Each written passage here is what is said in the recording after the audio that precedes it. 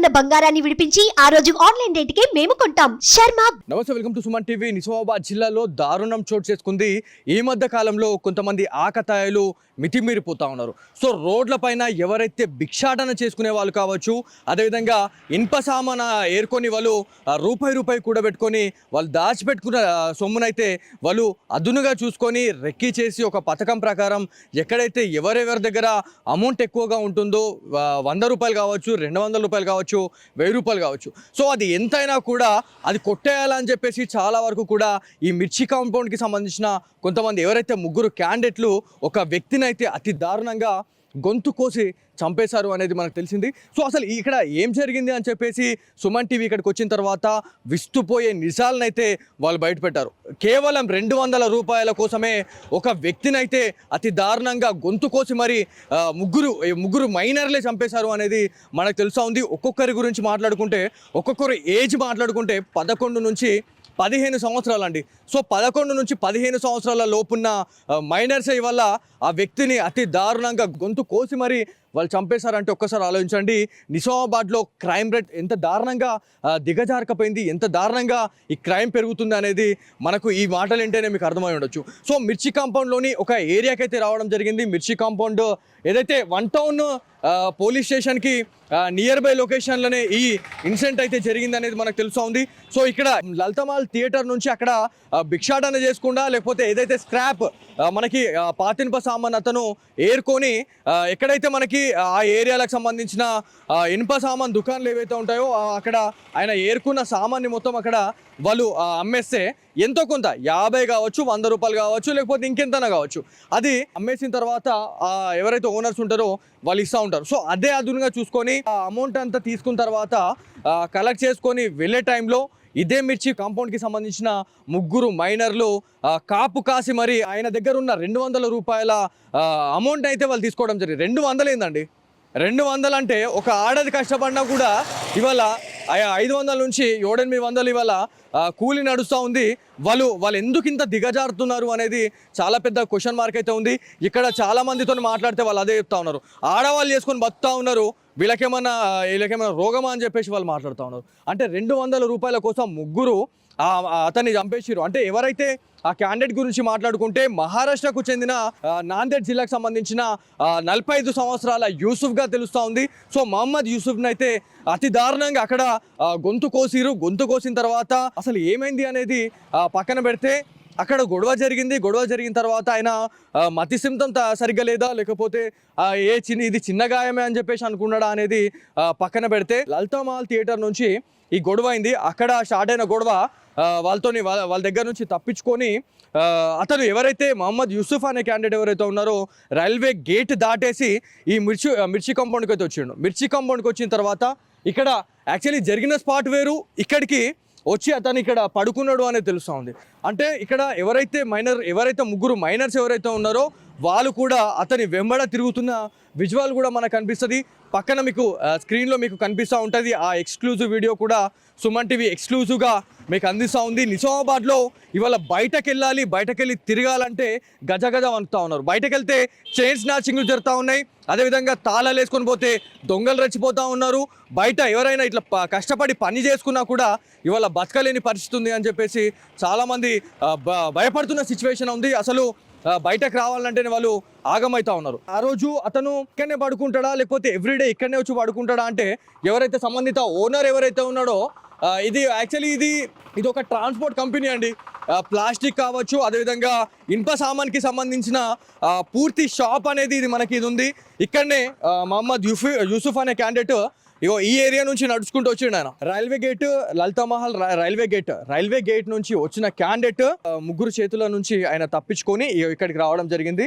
ఆయనకు సంబంధించిన మొత్తం A to Z ఆయన కప్పుకోవడానికి బెడ్షీట్స్ ఉన్నాయి, A to Z అవన్నీ కూడా ఇక్కడ ఉన్నాయి. ఆయన పండుకున్న తర్వాత వాళ్ళు అప్పుడు గొంతు కోసిర్రు.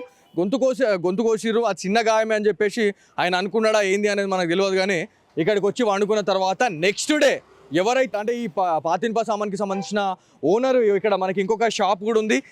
అది రెండు కూడా ఇక్కడ ఇంకొక షాప్ ఉంది.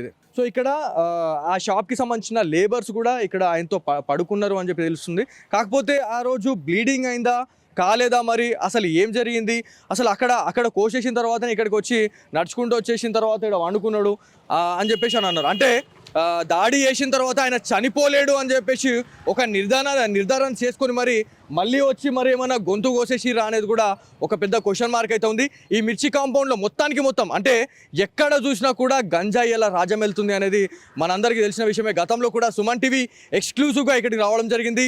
ఇక్కడ ఈ ఏరియా ఏదైతే ఉందో ఇక్కడికి ఎవరైనా అన్ఐడెంటిఫై వ్యక్తులు ఎవరెవరు వచ్చినా కూడా ఎవరు మీరు ఎందుకు వచ్చిర్రు, మీరు ఏం చేస్తూ ఉన్నారు అని ఇట్లాంటి పిచ్చి ప్రశ్నలు అనేటివి వేస్తారు అనేది కూడా మనకి గతంలో మనకి చెప్పడం జరిగింది. కాకపోతే ఇక్కడ గంజాయి వల్ల నెయ్యాల 200 కోసం వాళ్ళు చంపిర్రు అంటే ఎంతకన్నా వాళ్ళు ఏం చేయడానికైనా దిగజారుతారండి. సో ఎవరైనా ఒంటరి మహిళలు కావచ్చు, లేకపోతే ఎవరైనా రోడ్లపైన ఎవరైనా మహిళలు వెళ్తున్నారు అని అంటే కూడా వాళ్ళకి బంగారం గొలుసు కనబడాలంటే కథమే తెంపేస్తారు. వాళ్ళు ఎంజాయ్ చేస్తూ ఉంటారు. వాళ్ళ జల్సాలకు ఇదొక చోటుగా మారిపోతూ ఉంది. ఈజీ మనకి చాలామంది వాళ్ళు అలవాటు పడతా ఉన్నారు అనేది తెలుస్తూ ఉంది. సో ఎవరైతే ఇక్కడ మహమ్మద్ యూసుఫ్ గురించి మాట్లాడుకుంటే తను ఇక్కడనే వచ్చి ఇక్కడ వండుకున్నాడు అని తెలుస్తూ ఉంది. ఇదంతా యాక్సిడెంట్ స్పాట్గా మనకి పోలీస్ అధికారులు నిర్ధారించారు అని తెలుస్తూ ఉంది. ఇదంతా కూడా పోలీస్ హ్యాండ్ ఓవర్లోనే ఉండే. ఇవాళ వాళ్ళు ఎవరైతే ఉన్నారో సంబంధిత ఓనర్స్ పోలీసు అధికారులతో మాట్లాడిన తర్వాత ఇవన్నీ ఈ బొంతలు కావచ్చు, అదేవిధంగా బెడ్షీట్స్ దుప్పట్లు ఏవైతే ఉన్నాయో అవన్నీ మరి పడేయవచ్చా అని చెప్పేసి అంటే పడేసుకోండి, ఆల్రెడీ అయిపోయింది. యాక్చువల్లీ ఆ క్యాండిడేట్ గురించి మాట్లాడుకుంటే అతని బాడీ అనేది ఇంకా మహారాష్ట్రకి అయితే పంపించలేదు. మరి అతను అనాథనా లేకపోతే ఏంది అనేది కూడా పోలీస్ అధికారులు అయితే ఇన్వెస్టిగేషన్ అయితే చేస్తూ ఉన్నారు. మహారాష్ట్ర నాందేడ్కి సంబంధించిన వ్యక్తిగా మనకు తెలుస్తూ ఉంది. పోస్ట్ మార్టం అయితే జరుగుతూ ఉంది. అసలు ఇంకేమన్నా నిజాలేమన్నా బయటపడే అవకాశం ఉంది అనేది కూడా తెలుస్తూ ఉంది. సో ఇక్కడ మనకు ఓనర్ ఉన్నారు, ఈ షాప్కి సంబంధించిన ఓనర్ అండి. సో ఈయనతో మాట్లాడితే మనకు పూర్తిగా డీటెయిల్ అనేది దొరికే అవకాశం ఉంటుంది. అన్న మీ పేరు ఏం పేరు, అసలు ఏ టైంలో జరిగింది ఇదంతా ఇన్సిడెంట్ అనేది? సార్ ఇక్కడ ఎప్పుడు జరిగింది మాకే తెలియదు. పొద్దున్న నమాజ్కి 5 గంటలకు లేచినప్పుడు మా అబ్బాయి ఇక్కడ పండుకున్నవాడు, పని చేసేవాడు పండుకున్నాడు. వాళ్ళు వచ్చి నన్ను లేపిన తర్వాత నేను చూసిన తర్వాత సార్ మీరు ఏం ముట్టకుండా బాబు, నేను టౌన్కి పోయేస్తాను చెప్పేసి టౌన్కి వెళ్ళి కానిస్టేబుల్ తోలుకొని వచ్చాను. చూశారు చనిపోయింది, అప్పటికి చనిపోయి ఉండే. అయితే బెడ్ చూసి మేము బ్లడ్ చూసి బతికినా సచ్చినా ఏం చూడలేదు. ముందుగా టౌన్కి పోయి పోలీసు వాళ్ళని తోలుకొని వచ్చినాం. పిఎస్కి పోయి పోలీసు వాళ్ళని తోలుకొని వచ్చిన తర్వాత చూస్తే ఆల్రెడీ డెడ్ అయిపోయాడు. అసలు ఈ ఇన్సిడెంట్ ఎక్కడ జరిగింది అనుకుంటారు? అంటే నిజామాబాద్లో ఏడ జరిగిందని అనుకుంటున్నారు? ఆయన నడుచుకుంటూ కూడా వచ్చి ఇక్కడ పడుకున్నాడు అనేది ఒకటి వీడియో వైరల్ అవుతా ఉంది. వీడికి ఎట్లా వచ్చిందో అది మాకు తెలియదు, కానీ మాత్రం నిన్న మాకు పిఎస్లో చెప్పారు వాళ్ళు, మీ దగ్గర జరగలేదు, అక్కడ వచ్చి పండుకొని చనిపోయాడు. లలితమ్మ థియేటర్ దగ్గర, అది లలితమ్మ థియేటర్ రైల్వే అయింది ఇన్సిడెంట్ అని చెప్పారు. ఇక్కడికి ఎట్లా వచ్చిందో దాని గురించి మాకు ఏం తెలియదు. అంటే అతన్ని అక్కడ గొంతు కోసేసిన తర్వాత ఆయననే వచ్చి నడుచుకుంటూ వచ్చిండా, లేకపోతే ఎవరైతే ముగ్గురు యువకులు ఉన్నారో వాళ్ళు తీసుకొచ్చి వాడేసిరా అనేది క్వశ్చన్ మార్క్. అది క్లారిటీ రాలేదు, మాకు ఇంకా ఏం క్లారిటీ రాలేదు. ఇక మేము దాని గురించి మేము అడగలేదు, ఎందుకంటే దొరికింది కాబట్టి, వాళ్ళు ఎవరైతే చేసిండ్రో వాడు దొరికింది కాబట్టి మాకు సార్ చెప్పేసి మీరు వెళ్ళిపోండి, ఏం అవసరం లేదంటే. ఇక్కడ అతనితో పాటు ఇంకొక లేబర్ కూడా మీ క్యాండిడేట్ ఒక అతను పడుకున్నాడు, ఒక ఇద్దరు పడుకున్నారు అని చెప్పి చెప్తా. అంటే ఆ టైంలో బ్లీడింగ్ అనేది ఏమి ఏర్పడలేదా మరి వాళ్ళకి? వాళ్ళు తాగి ఉంటారు సార్, వాళ్ళు పని చేస్తారు, వాళ్ళకి ఏముండదు, వాళ్ళు ఏరుతారు కాగితాలు ఏరుతారు, వచ్చి అమ్ముకుంటారు కదా, ఆ డబ్బులతో తాగుతారు. వాళ్ళు తాగి పండుకున్నారు, వాళ్ళకేం తెలియదు. వాళ్ళు లేచిన తర్వాత చూస్తే అక్కడ వాళ్ళకి మార్నింగ్ అనేది బయటపడ్డది, అంతేనా? 5 గంటలకు బయటపడ్డది, 5-5:30 మధ్యలో. నేను పేరుకు లేచినప్పుడు వాళ్ళు వచ్చి నా దర్వాజా కొడుతున్నప్పుడు నేను బట్టలు మారుస్తున్నా బిడ్డ ఆగని చెప్పేసి ఇది చేసినాం. అంటే ఈ యూసుఫ్ అనే క్యాండిడేట్ అంటే ఈ గతంలో ఇక్కడికి రావడం జరుగుతుండేనా, ఇక్కడనే పడుకుంటుండేనా, లేకపోతే ఎక్కడెక్కడైనా పడుకుంటుండేనా? వాళ్ళు ఎక్కడెక్కడ పడుకుంటారు, వాళ్ళకి ఇష్టం వచ్చిన దగ్గర. ఇక్కడ మీ షాప్ దగ్గర పడుకోవడం ఫస్ట్ టైమా? ఇది ఇంత ముందు కూడా పడుకోవడం జరిగింది? పొద్దున కూడా ఉంటే మేము మా దగ్గర వచ్చి సామాన్ చేసిండు ఒకరోజు. ఆ రోజు ఇక్కడనే పండుకొని ఉండే, మధ్యాహ్నం పూట మేము పంపించేసాం. సార్ మీరు ఇక్కడ ఉండదు మా నాన్న, వెళ్ళిపోనని చెప్తే వెళ్ళిపోయిండ్రు. సాయంత్రం సామాన్ ఎరుకొని వస్తాం సార్ అని వెళ్ళిపోయిండు. తర్వాత ఇక పొద్దున్న చూస్తే మాత్రం అదే డెడ్. ఇక ఈ రోజు చూసినాం, మనం మంచిగా చూసినాం, మనం 230 రూపాయల సామాన్ వేసి ఉన్నాయి కదా, అమ్మిండు, అవి డబ్బులు ఇచ్చినాం, వెళ్ళిపోయిండు. ఇక మళ్ళీ పొద్దునే చనిపోయినప్పుడే చూసినాం, ఇక దానికంటే ముందు మనం ఏం చూడలేదు. అంటే 200 రూపాయల కోసం ఇవాళ గొంతు కోసి చంపేశారు ముగ్గురు అని తెలుస్తుంది. వాళ్ళు మైనరే అని చెప్పేసి అని అంటా ఉన్నారు. మైనర్సా లేకపోతే వాళ్ళు మేజర్స్ ఏనా? మైనర్స్ ఎంత ఉండొచ్చు అప్రాక్సిమేట్లీ వాళ్ళ ఏజ్ ఎంత ఉండొచ్చు అండి? 15 నుంచి 16 లోపల ఉంటుంది. అంతే 11 నుంచి 15, 16 అని చెప్పేసి అని అన్నారు. నిజమేనా? అంతే వాళ్ళు మైనర్ కదా, మేజర్ అయితే కాదు. ఎందుకంటే నేను చూసినాం కదా, ఇప్పుడు అక్కడ వాళ్ళని చూసినాం. అంటే ఈ 200 రూపాయల కోసం అతి దారుణంగా చంపేస్తా ఉన్నారు మనుషుల్ని. అంటే ఒక రోడ్ పైన ఏమన్నా కుక్కనో లేకపోతే ఇంకేదో పోతుందంటే అది పిచ్చి కుక్క అయినా కూడా దాన్ని కొట్టడానికి మనకి మనసు ఒప్పది. సో అట్లాంటిది పిల్లలు అంటే మైనర్స్ అయి ఉండి వాళ్ళు చదువుకుంటున్నారు. ఇప్పుడు వాళ్ళ అంత దారుణానికి ఒడిగట్టడానికి గల కారణం ఏందంటారు? అంటే వాళ్ళంతా మత్తు పదార్థాలకు ఏమైనా బానిసైన వాళ్ళే అని అనుకుంటున్నారా? మీరు ఏమనుకుంటున్నారు? మత్తు పదార్థాలకి అయితే బానిస వాళ్ళు కూడా అదే. ఇది కూడా ఇప్పుడు చనిపోయిన అతను కూడా అదే మత్తులనే ఉండే. అతను కూడా వీళ్ళు కూడా ఎవరైతే చేసిండ్రో వాళ్ళు కూడా అదే మత్తుల దాంట్లో చేసిండ్రు వాళ్ళు. ఎందుకంటే వాళ్ళు మేజర్ కాదు కాబట్టి వాళ్ళకేం తెలియదు కదా. మేజర్ అయితే దాని గురించి అవగాహన ఉంటుంది. వాళ్ళు ఇంకోటి ఏంటంటే సార్, ఇక్కడ ఇప్పుడు ప్రతి ఒక్క దగ్గర ఇప్పుడు పిల్లల చేతుల్లో మత్తు పదార్థం వస్తుందంటే అది ఎక్కడి నుంచి వస్తుంది కూడా అది మీకు తెలియాలి కదా. మీరు దాని మీద ఫోకస్ చేయండి. మేము దాని గురించి మేము చేయలేము, ఎందుకంటే మేము ఒక బిజినెస్ చేసుకున్నాము, దాని గురించి మేము చర్చించలేము. అది కాబట్టి వాళ్ళకి ఎక్కడి నుంచి దొరుకుతుంది, వాళ్ళు ఎక్కడి నుంచి చేస్తున్నారు అనేది అది మీరు చేసుకోవాలి. అది దాని గురించి మేము చెప్పలేము, ఎందుకంటే ఇప్పుడు అంటే ఈ ఇన్సిడెంట్ జరిగిన తర్వాత ఒక్కసారిగా నిజామాబాద్ ఉలికిపడ్డదండి. అంటే మైనర్లు, అంటే చిన్న పిల్లలు ఇలా హత్యలు చేసేదానికి వెళ్ళిపోయింది. అంటే నిజామాబాద్లో అసలు ఏం జరుగుతుంది అనేది ఒక క్వశ్చన్ మార్క్ ఉంది. తల్లిదండ్రులకు ఏం చెప్పాలనుకుంటున్నారు ఈ విషయం గురించి? తల్లిదండ్రులకు ఇదేం చెప్పారంటే, ఇప్పుడు మన పిల్లల్ని మనం బాధ్యతగా చేసుకోవాలి. ఎందుకంటే వాళ్ళు మత్తుకు బానిసలు అవుతున్నారు కదా. అది వాళ్ళకి మత్తుకు బానిసలు అవుతారంటే వాళ్ళకి ఎడ్యుకేషన్ లేకుండా, వాళ్ళకి ఎడ్యుకేటెడ్ లేకుండా కావడం వల్ల వాళ్ళకి, ఎందుకంటే చిన్నప్పటి నుంచి వాళ్ళకి ఒక అవగాహన అని కలిపే మానవత్వం అనేది చనిపోయింది సార్. దీంట్లో మనకు ఏమర్థం అవుతుంది అంటే, ఒకటి మానవత్వం అనేది చనిపోయింది. మనిషికి మానవత్వం చనిపోయిన తర్వాత ఒక కుక్కని కొట్టలేని మనం ఎట్లా అనుకుంటున్నారు మీరు? అట్లా మనుషులు చంపుతున్నారంటే దాని మానవత్వం లేనట్టే దానికి అర్థం. మనకు అర్థమవుతుంది అంతే. ఇక దాని గురించి మేము ఎక్కువ దాన్ని డిస్కషన్ చేయలేదు. పోలీస్ అధికారులు ఇన్వెస్టిగేషన్లో భాగంగా ఇక్కడ రావడం జరిగింది. సో వాళ్ళు ఏమంటా ఉన్నారు అంటే ఆ నిందితులకు ఎలాంటి శిక్షలు పడే అవకాశం ఉంటుంది అని చెప్తా ఉన్నారు. మళ్ళీ ఇక్కడ గంజాయి రాజ్యం వెళ్తుంది అనేది ప్రతి ఒక్కరికి తెలిసిన విషయమే. నిజామాబాద్లో మిర్చి కాంపౌండ్లో ఈ ఏరియాకు పోతే ఇక్కడ గంజాయి దొరుకుతుంది, ఇట్లాంటి మత్తు పదార్థాలు దొరుకుతాయి అని చెప్పేసి గతంలో కూడా చర్చలు అయినాయి. సో దీని గురించి మీరు ఏం చెప్తారు? దాని గురించి అంటే సార్, ఇప్పుడు మేము బిజినెస్ చేసుకునే వాళ్ళం, మేము దాని గురించి మేము అవగాహన మాకు లేదు కదా. మేము దాని గురించి ఆ లైన్లో రూట్లో ఉంటే దాని గురించి మేము చెప్పగలుగుతాం. కానీ పిల్లలకి ఈ న్యూస్ అనేది బయటకైతే వచ్చింది, తెలుసు ఇది మాకు, కానీ ఎక్కడ అనేది మాకు తెలుస్తుంది కదా. ఎందుకంటే మనం ఆ రూట్లో లేము కాబట్టి. ఆ రూట్లో ఉంటే మనకు తెలుస్తుంది. మనం ఎక్కడ దొరుకుతుంది వీళ్ళ దగ్గర మనం చెప్పలేము. ఇప్పుడు ఒక్కలమే మనం నింద పెట్టలేము కదా.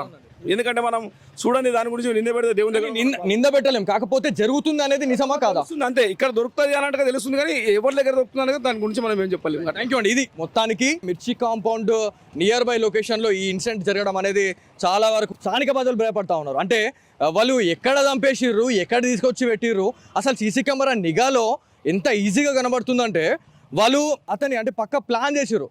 ఆయన నడుచుకుంటూ పోయే టైంలో ఇంకొక మైనర్ ఎవరైతే ఉన్నాడో ఆయన పక్కనే నడుచుకుంటూ పోతా ఉన్నాడు. అదంతా అదునుగా చూసుకొని ఎక్కడైతే నిర్మానుష ప్రదేశం ఏది ఉందా లేకపోతే ఏది ఉందో చూసుకొని వాళ్ళు అక్కడ గొంతు కోసేసిరు. గొంతు కోసిన తర్వాత కూడా ఆయన నడుచుకుంటూ వెళ్ళిపోయిండు. అక్కడ కోసే పడిపోయిన తర్వాత గొంతు కోసుకుంటూ వెళ్ళిపోయిండు అని చెప్పేసి అన్న తర్వాతనే ఎవరైతే ముగ్గురు మైనర్స్ ఎవరైతే ఉన్నారో ఇక్కడికి వచ్చిన తర్వాత మళ్ళీ గొంతు కోసేసి చంపేశారు అనేటట్టుగా ఇక్కడ మనకైతే అర్థమవుతా ఉంది. అంటే పోలీస్ అధికారులు ఇన్వెస్టిగేషన్లో భాగంగా పూర్తిగా ఎంక్వైరీ అయితే చేయడం జరుగుతూ ఉంది. వాళ్ళని రిమాండ్కి కూడా తరలిస్తూ ఉన్నాం అని చెప్పేసి వన్ టౌన్ SHO అయినటువంటి రఘుపతి గారు కూడా మనతో మాట్లాడడం జరిగింది. అంటే ఇట్లాంటి చర్యలకు పాల్పడితే మాత్రం డెఫినెట్లీ కటకటాల్లోకి తోస్తాము అని చెప్పేసి నిజామాబాద్ పోలీస్ ఆఫీసర్లు సీరియస్ వార్నింగ్ అయితే ఇస్తూ ఉన్నారు. కాకపోతే ఇదంతా జరగడానికి మూల కారణం ఏంటి అని అంటే 200 రూపాయలకు ఇవాళ హత్య చేసిరు అంటే వాళ్ళు దేనికైనా తెగించడానికి రెడీనే.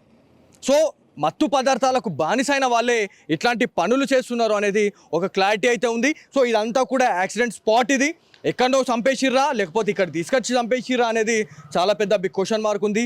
పోలీస్ అధికారులు మరి ఎలాంటి రెస్పాన్స్ ఇస్తారు? అసలు ఇట్లాంటి క్రైమ్ రేట్ పెరుగుతూ ఉంది.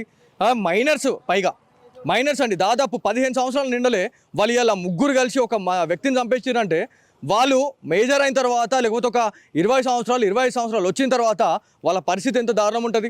అంటే ఈ మధ్య కాలంలో సినిమాల ప్రభావం అని చెప్పేసి ప్రతిసారి మనం మాట్లాడుతూ ఉన్నాం. సినిమాల ప్రభావం వల్ల చాలామంది కూడా ఆ సీన్స్ చూడడం, అదే సీన్స్ని ఇప్పుడు రియల్ లైఫ్లో వాటిని ఇంప్లిమెంట్ చేయడం కూడా చాలా సర్వసాధారణంగా జరుగుతూ ఉంది. మత్తు పదార్థాలు సేవించిన తర్వాత ఈ దారుణాలకైతే ఒడికడుతున్నారు అనేది నిజామాబాద్ ప్రజల వర్షన్.